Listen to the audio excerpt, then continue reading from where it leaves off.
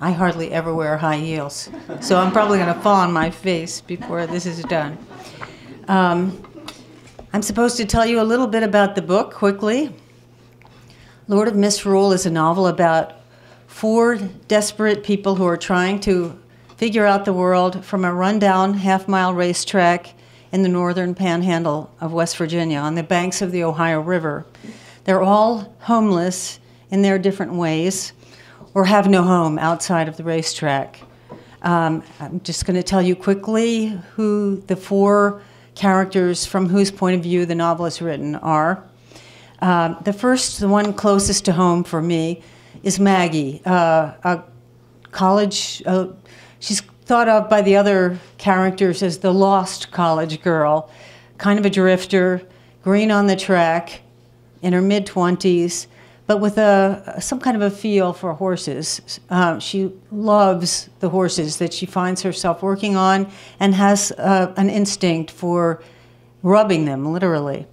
How did she land on the racetrack? Because of the next character in line, Tommy Hansel, a very handsome, charismatic, gifted young horse trainer who's also kind of shaky in his psyche.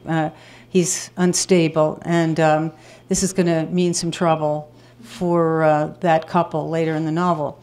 The third character I want to mention is Maggie's great uncle. Although she's not sure that she's going to encounter him on the racetrack, he has discerned who she is. He's a ruled-off loan shark named Tutai. He's Jewish from Baltimore, tied in with the mob, kind of a gentleman in his way, a lifelong bachelor, and he considers himself an honest businessman after his fashion.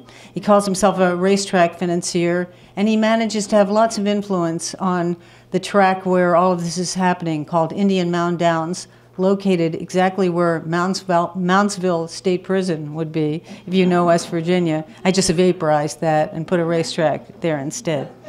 Tutai is Maggie's great uncle, and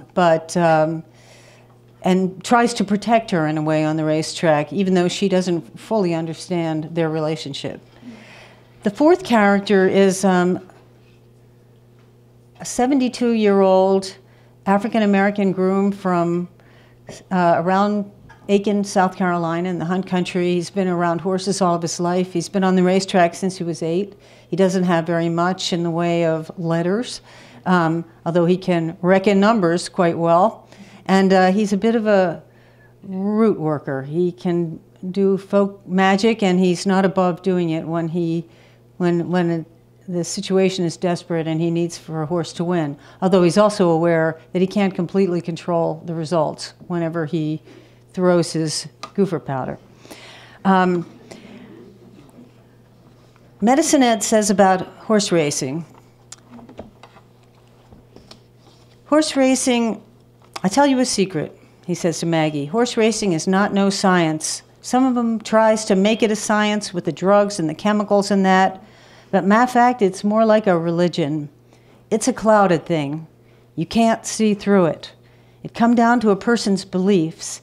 It's like the National Baptist bandage and the Southern Baptists use liniment. You see what I'm trying to say? Nobody exactly know. I want to say it is a belief thing.